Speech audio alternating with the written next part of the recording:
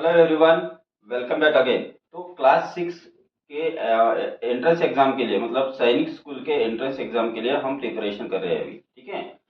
तो ये एग्जाम है AISSEE यानी ऑल इंडिया सैनिक स्कूल एंट्रेंस एग्जाम। तो अभी हम देख रहे हैं 2020 में जो क्वेश्चंस पूछे गए थे। तो इसमें हमने क्वेश्चन 1 से लेकर क्वेश्चन 20 तक मैथ्स के जो क्वेश्चन है सेक्शन ए के, उनको हमने सॉल्व किया है। तो अगर आपने वो वीडियो मिस किया है तो उसकी लिंक आपको इस वीडियो के डिस्क्रिप्शन में मिल जाएगी। तो अभी हम देख रहे हैं क्वेश्चन 21 से आगे। उसके पहले बता दूं कि अगर आप मेरे चैनल पर नए हो तो प्लीज चैनल को सब्सक्राइब करो, बेल आइकन को प्रेस करो, वीडियो अच्छा लगे तो लाइक करो और अपने फ्रेंड के साथ शेयर करो। देखते हैं क्वेश्चन नंबर 21 क्या कहा है इसमें। The product of two numbers is 1296। दो नंबर का प्रोडक्ट हमें पता नहीं, मान लेते ये एक नंबर है मल्टीप्लाई ये दूसरी नंबर है, ये दो नंबर का प्रोडक्ट 1296 है। ठीक है। आगे क्या बोला है, if one number is 16 times the other. एक नंबर दूसरे नंबर के 16 टाइम्स है। मान लेते कि ये नंबर दूसरी नंबर ये है ना। तो इस दूसरे नंबर को 16 से अगर मल्टीप्लाई करोगे, देखो ये एक नंबर ये दूसरी नंबर, तो एक नंबर कैसी मिलती है हमें, दूसरे नंबर को अगर 16 टाइम्स मल्टीप्लाई करोगे तो एक नंबर मिलती है। ठीक है। हमें फाइंड स्मॉलर नंबर, तो छोटी नंबर फाइंड करनी है। ऑब्वियसली आप ये दूसरे नंबर को 16 टाइम्स मल्टीप्लाई करोगे तो पहली नंबर मिलती है, यानी पहली नंबर बड़ी है और दूसरी नंबर छोटी है। अब इसके लिए हम क्या कर सकते हैं, इसको आप दो तरीके से कर सकते हो, या तो एक्स की मेथड से कर सकते हो या फिर आप ऑप्शंस का यूज करके। अगर आपको एक्स की मेथड नहीं पता तो आप ऑप्शंस का यूज करो। ठीक है। अब ऑप्शंस का कैसे यूज करना मैं आपको बताता हूँ। पहले हम एक्स की मेथड से इसको सॉल्व कर लेते हैं। तो देखो अभी अगर हमने मान लिया कि लेट नंबर बी एक्स, ठीक है, let let a number B X, एक नंबर एक्स है, तो दूसरी नंबर का क्या हो जाएगी, therefore other number equal to, therefore other number is equal to हो जाएगी पहले नंबर के 16 टाइम्स, यानी 16 मल्टीप्लाई एक्स। तो 16 मल्टीप्लाई एक्स होता है 16x। अब ये दो नंबर का प्रोडक्ट कितना है 1296। तो इसको हम लिख सकते हैं x multiply 16x is equal to 1296। अब देखो x इंटू एक्स स्क्वायर हो गया। ठीक है। So we get here 16x square is equal to 1296। अब 16 यहाँ x के साथ मल्टीप्लिकेशन में, इसको यहाँ से हटाना है। तो हटाना है तो दोनों साइड को 16 से डिवाइड करो, या फिर ये 16 यहाँ मल्टीप्लिकेशन में तो RHS में भेज दो, इधर मल्टीप्लिकेशन में है तो उधर जाएगा तो डिवीजन में हो जाएगा। तो हमें मिलेगा यहाँ पे X square is equal to 1296 upon 16, that is equal to, अब इसको डिवाइड करो यहाँ साइड में, 1296 डिवाइडेड बाय 16। ठीक है। 16 8 जा 128, यहाँ पे रह गया 1 6, 16 1 जा 16, तो आंसर आ गया यहाँ पे 81। तो 81 एक्स स्क्वायर की वैल्यू 81 है, तो 81 किसका स्क्वायर है, तो वो है 9 का स्क्वायर 81 आता है। अब देखो हमें तो चाहिए x की वैल्यू, तो x इज इक्वल टू यहाँ पे हो जाएगा, क्योंकि दोनों साइड में स्क्वायर है, तो x इक्वल टू यहाँ पे हो जाएगा 9, यानी वो जो स्मॉलर नंबर है वो हमें मिल गई 9। लेकिन अब इसमें क्या हुआ है कि कुछ ऐसे शब्दों का मैंने प्रयोग किया जो शायद आपको पता नहीं। जैसे यहाँ पे इसको 16 यहाँ से RHS में दिया, मतलब ये ट्रांसपोजिशन मेथड हो गई है ना। यहाँ पे स्क्वायर रूट लेना पड़ता, वो आपको पता नहीं होगा। तो मैंने इसलिए कहा है आपको कि अगर आपको ये सब जानकारी है तो आप इससे कर सकते हो, नहीं तो आप क्या करो फिर ऑप्शंस का यूज करो। अब इसमें ऑप्शंस के यूज में आपको समय लग सकता है। अब क्या है, जैसे मान लो आपको निकालनी है स्मॉलर नंबर, मान लेते कि स्मॉलर नंबर 12 है। ठीक है। स्मॉलर नंबर 12 है तो बिगर नंबर क्या हो जाएगी, इसका 16 टाइम, यानी 12 मल्टीप्लाई 16 बिगर नंबर हो जाएगी। तो 12 6 जा 72, कैरी 7, 12 1 जा 12, 12 और 7 19, यानी 192 आ गया। अब ये होगी पहली नंबर, ये होगी दूसरी नंबर। अब इन दोनों का आप प्रोडक्ट करोगे तो वो जो प्रोडक्ट है वो आना चाहिए 1296। तो देखो यहाँ पे यूनिट प्लेस पे 2 है, यूनिट प्लेस पे 2 2 जा 4 आ जाएगा यूनिट प्लेस पे, ये काम नहीं करेगा क्योंकि हमें यूनिट प्लेस पे यहाँ पे 6 है ना। ये पूरा मल्टीप्लिकेशन करके देखने की भी जरूरत नहीं है आपको। अब तो पहला ऑप्शन तो नहीं है, फिर हम देखते हैं सेकंड ऑप्शन। तो मान लेते कि पहली नंबर 16 है तो सेकंड नंबर क्या आ जाएगी, इसका 16 टाइम्स, यानी 16 मल्टीप्लाई 16, ये 16 का स्क्वायर हो गया। ठीक है। तो यहाँ पे आप या तो मल्टीप्लाई करोगे, स्क्वायर नहीं पता है तो, ठीक है। 66 जा 96, कैरी 9, 16 1 जा 16, 16 और 9 25, आंसर आ गया 256। अब देखो इसका यूनिट प्लेस पे 6 है और इसके यूनिट प्लेस पे 6 है, 6 6 जा 36 में 6 है, यहाँ पे भी 6 है, तो ये हो सकता है कि नहीं हो सकता पहले देखते हैं। तो 256 को आप 16 से मल्टीप्लाई करो। 6 6 जा 36 कैरी 3, 6 5 जा 30, 33 कैरी 3, 6 2 जा 12 और 3 15। अब 1 से 1 6 जा 6, 1 5 जा 5, 1 2 जा 2, 6 9 0 4 4096 आया। तो यहाँ पे तो हमें 1296 है, ये सेकंड नंबर भी नहीं होगी। अब देखते हैं थर्ड नंबर। थर्ड नंबर है हमारे पास 4। तो मान लेते कि स्मॉलर नंबर 4 है, तो बिगर नंबर क्या होगी उसका 16 टाइम्स, 16 4 जा 64। अब इन दोनों का प्रोडक्ट करेंगे, ठीक है। 64 मल्टीप्लाई 4, 4 4 जा 16 जा 6 कैरी 1, 4 6 जा 24 और 1 25, तो 256 ही आया, ठीक है। तो ये भी नहीं है। अब बचा कौन सा, ऑप्शन डी। तो यही करेक्ट आंसर रहेगा। तो इस तरह से ऑप्शन से कर सकते हो आप, लेकिन इसमें थोड़ा समय जाता है और अगर आपका कैलकुलेशन बहुत अच्छा है तो आप जल्दी कर सकते हो। इसको भी चेक कर लेते हैं, ठीक है। तो ये स्मॉलर नंबर हमारी 9 है, तो इसकी बिगर नंबर क्या हो जाएगी उसका 16 टाइम्स, 16 9 जा 144, ठीक है। अब 144 को 9 से मल्टीप्लाई करो।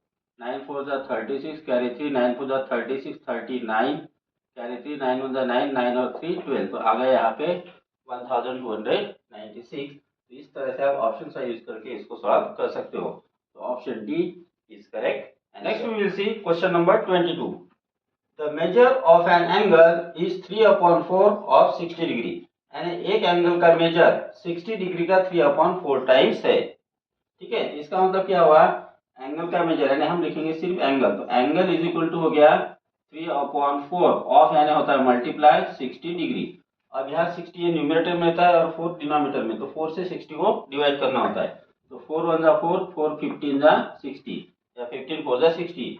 अब यहाँ रह गया 3, यहाँ रह गया 15, 15 3 जा 45 डिग्री।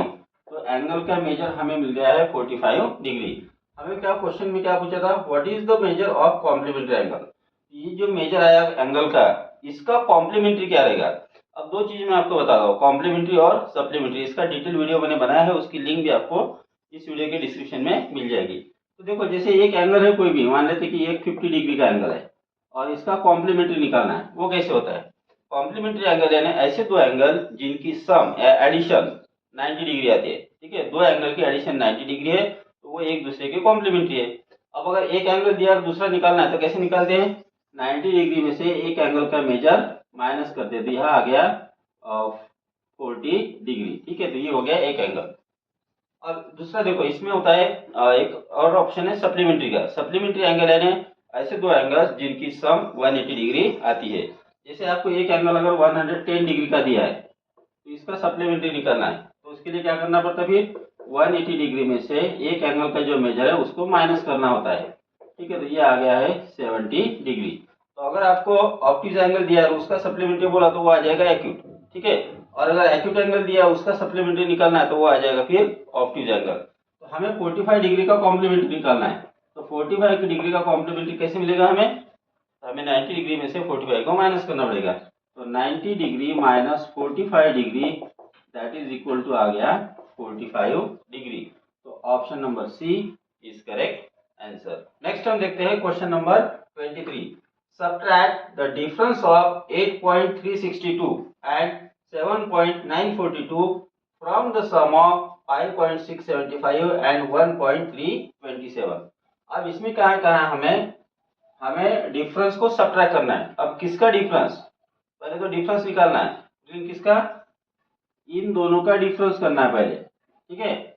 यानी इनकी माइनस करेंगे, तो यहाँ पे पहले लिख लेते हैं हम 8.362 7.942।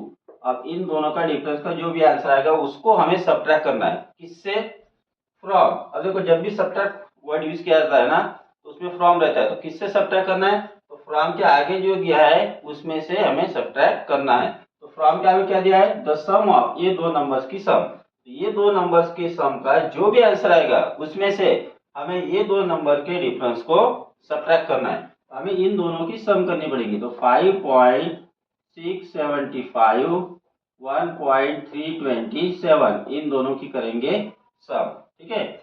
अब इन दोनों की पहले सब्ट्रैक्ट कर लो, 2 - 2 हो गया 0, यहाँ पे 2 और यहाँ से कैरी करो 7, यहाँ पे हो गए 13, 13 - 9 हो गया 4 और यहाँ पे आया 0।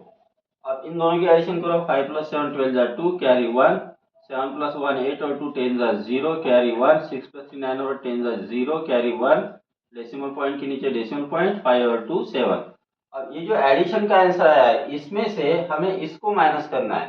तो 7.002 0.420 इनको करेंगे माइनस। तो यहाँ 2 माइनस 0 हो गया 2, यहाँ पे 0 माइनस 2 होता नहीं, 0 माइनस 4 होता नहीं, यहाँ से कैरी करेंगे। यहाँ से अगर कैरी करेंगे तो यहाँ हो गया 6। ये जो 1 है पहले इसको देगा तो यहाँ पे हो गए 10। तो स्टूडेंट यहाँ पे डायरेक्ट 9 लिखते, फिर 9 लिखते और लास्ट में फिर 1 ऐड कर देते। तो ऐसा नहीं करना। तो क्या करना है, यहाँ ये पहले 1 इसको देगा तो ये यहाँ पे हो गया 10, ये 10 में से 1 इसको देना तो यहाँ रह गया 9। अब 1 इसको दे दिया तो यहाँ पे हो गया 1 और ये 0 को ऊपर लेके जाओ। ठीक है, तो 10 माइनस 2 हो गया 8, 9 माइनस 4 हो गया 5, डेसिमल के नीचे डेसिमल, 6 माइनस 0 हो गया 6। तो हमारा आंसर आ गया 6.582। तो इसमें से कौन सा ऑप्शन है? Option A is correct answer. Next we will see question number 24। Find the perimeter of the figure. तो यहाँ पे एक हमें फिगर दी है और इसका हमें पेरीमीटर फाइंड करना है। अब पेरीमीटर मीन्स होता है लेंथ ऑफ द बाउंड्री। जैसे हम स्क्वायर का पेरीमीटर निकालते हैं, रेक्टेंगल का निकालते हैं। अगर इसके बारे में आपको डिटेल इन्फॉर्मेशन चाहिए तो उसके ऊपर मैंने वीडियो बनाया है जिसकी लिंक आपको डिस्क्रिप्शन में मिल जाएगी। अब पेरीमीटर यानी होता है बाउंड्री की लेंथ, यानी जितने भी साइड्स है, ठीक है, उनकी लेंथ की हम करेंगे एडिशन। तो यहाँ पे आपको सभी साइड दिए तो एक एक साइड को हम ऐड करते जाते हैं। देखो ये हो गए 4, 4 plus 1 5, 5 plus 3 8, 8 plus 2 10, 10 plus 3 13, 13 plus 4 17, 17 plus 1 18, 18 plus 3 21, 21 plus 2 23, 23 plus 3 26, 26 plus 4 30, 30 plus 3 33, 33 plus 2 35, 35 plus 3 38, 38 plus 4 42, 42 plus 1 43, 43 plus 3 46, 46 plus 2 48, 48 और 3 51। तो टोटल सबकी जो एडिशन है वो आ गई है 51 सेंटीमीटर। तो ऑप्शन नंबर ये 51 centimetre is correct answer. Next देखते हैं question number 25। If a triangle, sorry in a triangle मतलब एक ट्रायंगल में, if second angle is 2 times the first angle. ठीक है, सेकंड एंगल मान लेते हैं हम बी है। तो जो सेकंड एंगल है वो फर्स्ट एंगल के 2 टाइम्स है, यानी फर्स्ट एंगल अगर ये है, ठीक है, अब इसको ठीक से देखते हैं। फर्स्ट ए बी और सी, मान लीजिए तीनों एंगल है। ठीक है, ये पहला एंगल, ये सेकंड एंगल और ये थर्ड एंगल। अब क्या कहा है कि सेकंड एंगल फर्स्ट एंगल का 2 टाइम्स है, यानी फर्स्ट एंगल को अगर आप 2 से मल्टीप्लाई करोगे तो हमें मिलेगा सेकंड एंगल। तो सेकंड एंगल हमारा बी है। बी कब मिलता है? अगर हम फर्स्ट एंगल को 2 से मल्टीप्लाई करते हैं। आगे देखो, and third angle is 3 times the first angle. जो थर्ड एंगल है, तीसरा एंगल ये सी है। ये सी एंगल कैसे मिलता है? अगर हम फर्स्ट एंगल को 3 टाइम्स करते हैं। 3 टाइम्स करना मतलब 3 से मल्टीप्लाई करना। तो फर्स्ट एंगल तो हमारा ये है, इसको अगर हम 3 टाइम्स मल्टीप्लाई करते हैं हमें मिलता है थर्ड एंगल। ठीक है, तो ये 2 कंडीशन दिए, तो हमें बोला है कि ट्रायंगल के एंगल को फाइंड करो। तो ए बी और सी, ये 3 कौन से एंगल है? उसके लिए यहाँ पे आपको 4 ऑप्शन दिए, हर एक में 3-3 एंगल का मेजर दिया है। अब कैसे फाइंड करोगे? सबसे पहले देख लो एक कि हमें ध्यान देना है कि ट्रायंगल के तीनों एंगल की एडिशन 180 डिग्री आती है। ठीक है, अब ऐसा ऑप्शन होगा जिसमें 180 नहीं आते होंगे तो वो हमारा आंसर नहीं हो सकता। तो पहला अगर देखा 30 प्लस 60 प्लस 90 180 होता है, तो ये हो सकता है। 15 30 और 45, 45 प्लस 15 60 हो गया है ना, 60 प्लस 30 90 हो गया। ये तीनों एंगल की एडिशन 90 डिग्री आती है, मतलब ये सेकंड ऑप्शन हमारा आंसर नहीं हो सकता। 45 45 और 90 180 होता है, ये हो सकता है। 20 और 40 60, 60 और 120 180, तो ये भी हो सकता है। अब हमारे पास बचे हैं option A, B, option C और डी। सॉरी, यहाँ पे मैंने 1 2 3 को नाम दिया। ये ऑप्शन सी है और ये ऑप्शन डी है। ठीक है, अब क्या करना पड़ेगा हमें? अब आपको अगर एक्स की मेथड नहीं पता तो कैसे करोगे? पहले तो एक्स की मेथड से देख लो। ठीक है, अब सब एंगल को जो है ए के साथ कंपेयर किया है, बी और सी को, तो मान लेते हैं एंगल ए का मेजर एक्स है। ठीक है, तो एंगल ये अगर एक्स हो गया, एंगल ये हमारा हो गया x डिग्री, ये होता है एंगल का साइड। तो फिर एंगल बी कितना हो जाएगा? एंगल बी हो जाएगा 2 इंटू एक्स। ठीक है, 2 इंटू एक्स यानी 2x हो गया, और एंगल सी कितना हो जाएगा 3 इंटू एक्स यानी 3x। ठीक है, तो ये हमारे हो गए 3 एंगल। अब हमें पता है कि तीनों एंगल की एडिशन 180 डिग्री आती है। ठीक है, तो ये क्या एंगल हो गया x प्लस ये हो गया 2x प्लस 3x, तो तीनों एंगल की एडिशन आती है 180, इसलिए हम लिखेंगे यहाँ पे 180 डिग्री। यहाँ पे मैं बहुत राइटिंग नहीं कर रहा, angle A plus angle B plus angle C equal to 180 degree, फिर सबके मेजर लिखो फिर और ऐड करो। ठीक है, ऐसा नहीं करना क्योंकि उसमें टाइम जाएगा। तो 3x और 2x 5x, 5x और x हो गया 6x, तो 6x इक्वल टू हो गया 180 डिग्री। अब 6 यहाँ मल्टीप्लीकेशन में आरएचएस में जाएगा तो डिवीजन में जाएगा, या दोनों साइड को 6 से डिवाइड कर लो। ठीक है, तो x इज इक्वल टू हो गया 180 degree upon 6, that is equal to 30 degree. अब देखो x 30 डिग्री यानी पहला एंगल हमें मिल गया 30 डिग्री। ठीक है, दूसरा एंगल 2x है, 2 यानी 30 को मल्टीप्लाई करो, 30 टू हो गया 60 डिग्री, और तीसरा एंगल है 3x, तो 3 को 30 से मल्टीप्लाई करो, 33 जा 90, तो वो जो तीन एंगल है वो हो गए 30, 60 और 90। अब ये तो हो गई एक्स की मेथड से। अब ऑप्शंस का यूज करके कैसे करोगे आप, तो हमें क्या बोला है कि एक पहला, अब देखो यहाँ पे पहला दूसरा तीसरा इस तरह से एंगल है, दूसरा एंगल जो है पहले के 2 टाइम्स है, दूसरा एंगल 60 डिग्री है, पहला एंगल 30, तो 30 का 2 टाइम्स 60 डिग्री आता है, बराबर है। तीसरा एंगल जो सी है वो पहले एंगल के 3 टाइम्स है, पहला एंगल 30 है, उसको अगर आप 3 से मल्टीप्लाई करोगे तो आ जाएगा 90 डिग्री। तो ऑप्शंस का यूज करके इस तरह से लॉजिक लगा के भी आप इसको कर सकते हो। नेक्स्ट हम देखते हैं क्वेश्चन नंबर 25।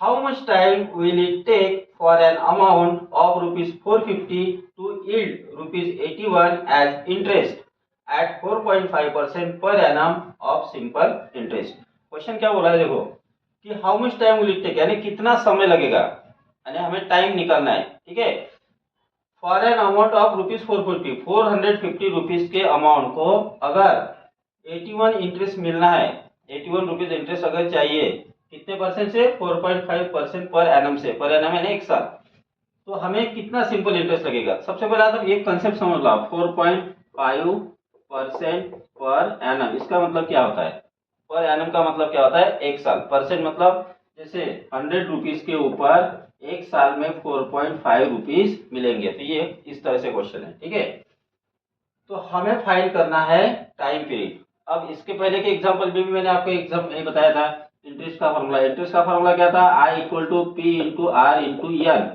अपॉन 100, है ना।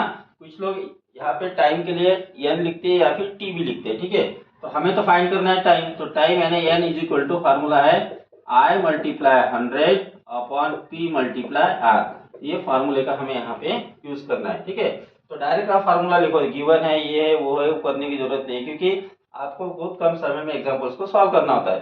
तो फार्मूला क्या है हमारा, time period N is equal to I into 100 upon P multiply are.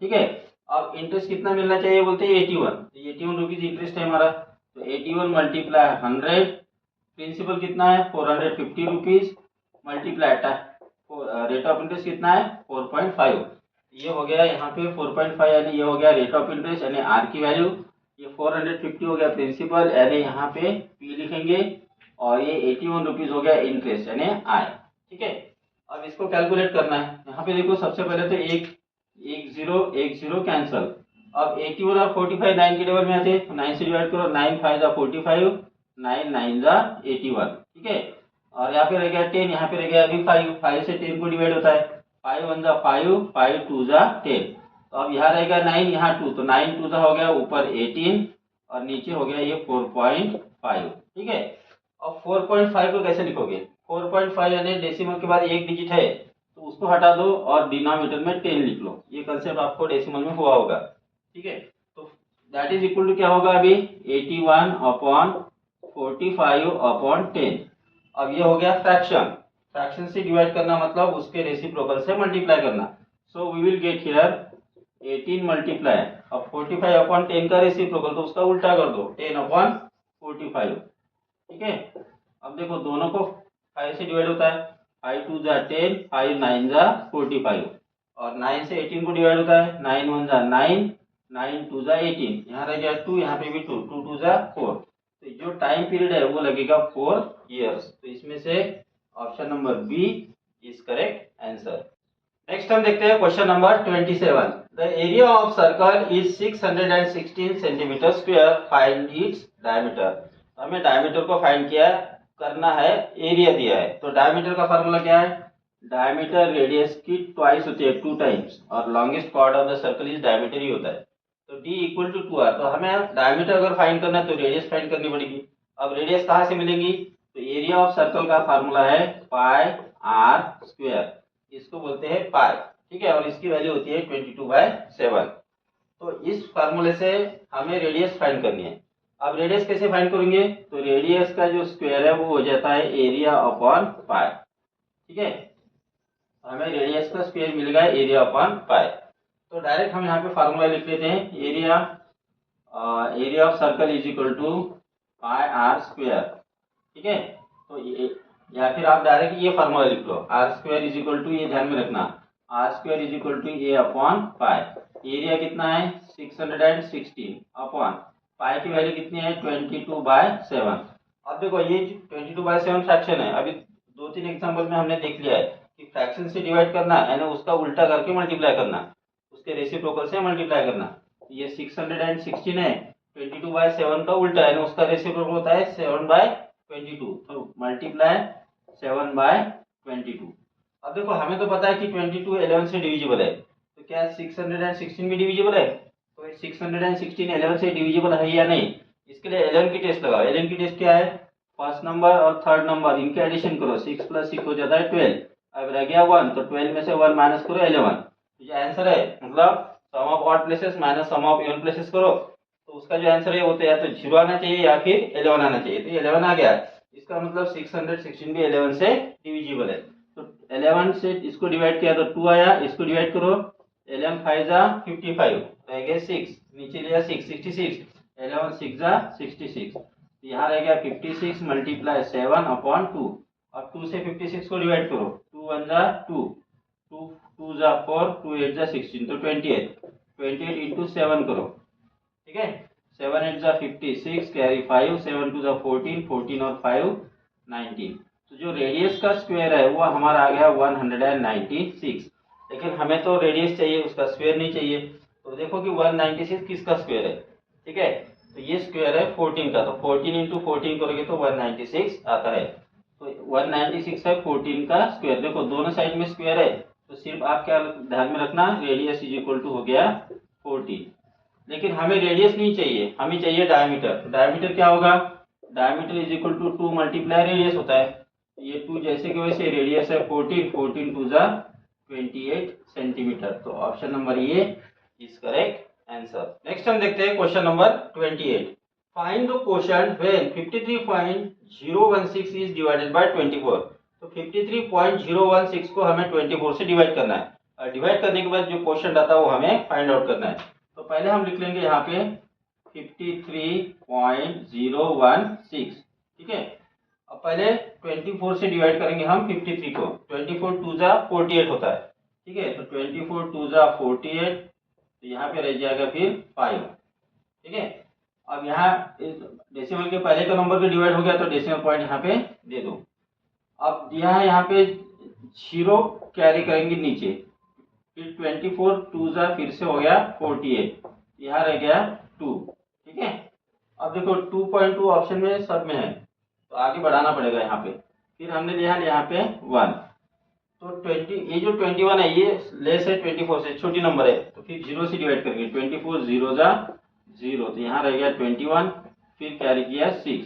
अब 21 को कितने, 24 को कितने से मल्टीप्लाई करोगे तो 216 आएगा। उसके लिए क्या करो आप, यहाँ पे देखो यूनिट प्लेस पे 4 है, यहाँ पे यूनिट प्लेस पे 6, तो 4 को कितने से मल्टीप्लाई करोगे तो ऐसी नंबर आएगी जिसके यूनिट प्लेस पे 6 होगा। तो 4 9 जा 36 होता है, और 4 4 जा 16 होता है। तो 9 से करके देखो, 24 मल्टीप्लाई 9, 9 4 जा 36, कैरी 3, 9 2 जा 18, और 3 21, तो ये आ गया 216, ठीक है। तो इसमें आपका समय बचता है, इस तरह से ट्रिक लगाओगे तो 24 9 जा हो गया 216, तो हमारा क्वेश्चन है 2.209, तो 2.209 यानी option B is correct answer. Next we will see question number 29। A rectangular path of 60 meter length and 3 meter width is covered by square tile। तो एक रेक्टेंगुलर पाथ है, रास्ता ऐसा रेक्टेंगुलर जिसपे जिसकी लेंथ और ब्रेथ हमें दिए, तो इसकी जो लेंथ है वो है 60 मीटर और उसकी ब्रेथ जो है विड्थ यानी ब्रेथ वो हो गई 3 मीटर। ठीक है, तो इस तरह से ये रास्ता है, मान लो ऐसा। इसकी जो लंबाई है वो है 60 मीटर की और इसकी जो ये ब्रेथ है ये है 3 मीटर की। ठीक है, आगे क्या बोला है देखो, is covered by square tiles. तो इस यहाँ पे ये रास्ते पे स्क्वायर टाइल्स लगवाए है और जो टाइल है उनकी जो साइड है वो है 25 सेंटीमीटर की। हमें पूछा है कि इस रास्ते पे कितने टाइल्स लगाए जाएंगे, नंबर ऑफ टाइल्स फाइंड करना है। तो जब भी आपको नंबर ऑफ टाइल्स फाइंड करना है तो हमें क्या करना पड़ता है, एरिया ऑफ पाथ, ये जो पाथ है ये रेक्टेंगुलर शेप का रहेगा, तो area of path divided by area of tile करना होता है। ठीक है, तो हम फार्मूला लिख के दे रहा हूँ यहाँ पे, number of tiles equal to area of path. यहाँ पे पाथ है तो हम पाथ लिख रहे हैं। ठीक है, और नहीं तो फिर रेक्टेंगल रहता है तो वो जैसे कोई रूम रहती है, हॉल रहता है, तो उसके लिए हम रूम या हॉल वर्ड यूज कर सकते हैं। ठीक है, तो area of path upon area of tile. ठीक है, अब यहाँ पे आप ध्यान दो कि जो रोड है उसका जो यूनिट है वो मीटर में है और जो टाइल है उसका यूनिट सेंटीमीटर में, तो मीटर को हमें सेंटीमीटर में कन्वर्ट करना पड़ेगा।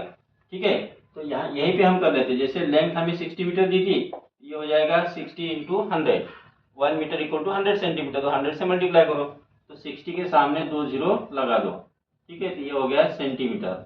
और हमें ब्रेड कितनी दिए है, 25, नहीं ब्रेड दिए 3 मीटर, तो 3 मीटर यानी 3 इंटू 100 करो तो 300 सेंटीमीटर।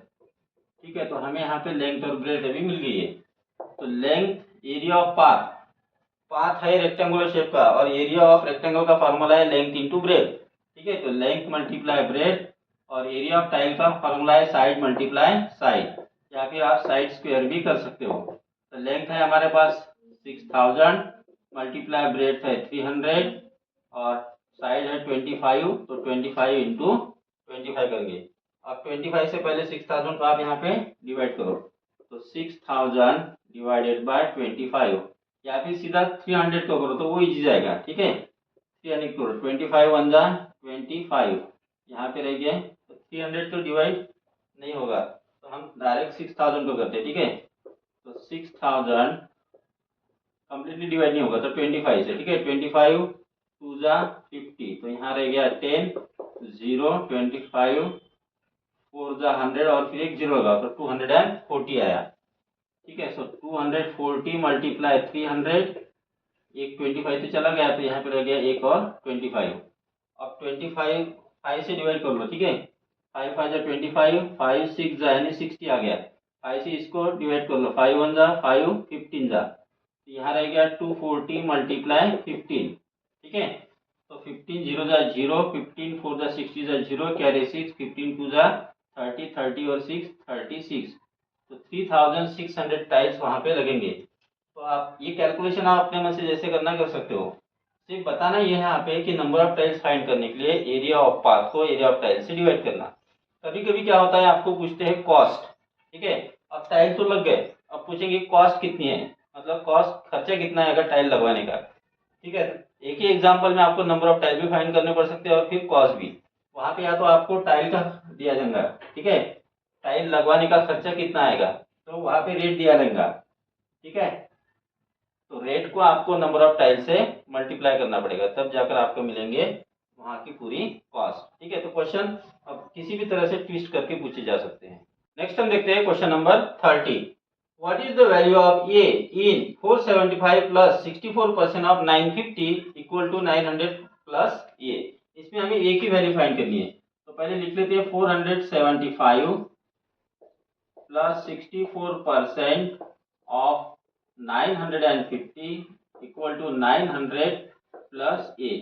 इसमें आप सबसे पहले इसका आंसर फाइंड करेंगे, तो इसका 64% ऑफ 950, इसका आंसर कितना आएगा, इसको साइड में लिखते हैं। ठीक है, 64% ऑफ 950। अब देखो परसेंट मतलब डिनोमिनेटर में 100, तो इसका क्या हो जाएगा 64 अपॉन 100 ऑफ यानी मल्टीप्लाई 950, 0 0 कैंसिल हो गया, तो 10 और 95 को 5 से डिवाइड होता है, तो 5 2 जा 10 और 5 1 जा 5 और फिर आ गया यहाँ पे 19 यानी 19 5 जा 95। और नीचे रह गया 2, ऊपर 64 है तो 2 1 जा 2, 2 32 64 हो गया। यहाँ पे रह गया 32 मल्टीप्लाई 19, तो 19 2 जा 38 जा 8 कैरी 3, 19 3 जा 57 और 3 60, तो 608 आ गया इतने का आंसर। अब उसके पहले 475 प्लस 608 हो गया इज इक्वल टू 900 प्लस ये हो गया। इन दोनों का ऐड करो, 8 प्लस 5 13 जा 3 कैरी 1, ठीक है। 7 प्लस 1 8, 6 प्लस 4 10, 1083 इक्वल टू हो गया 900 प्लस ये। अब ये वैसे हो गया, ये में कितना 900 में कितना मिला हो तो 1083 आता है, ठीक है। अब ये ऐसे ही हो गया जैसे 2 में कितना मिला हो तो 5 आता है, ठीक है। आपको तो पता है कि 2 में 3 मिलाएंगे तो 5 होता है, लेकिन ये आता कैसे है, जैसे ये तो आपको समझ में आया, लेकिन आता कैसे एक्चुअली, तो हमें ये 5 में से ही 2 को माइनस करना पड़ता है।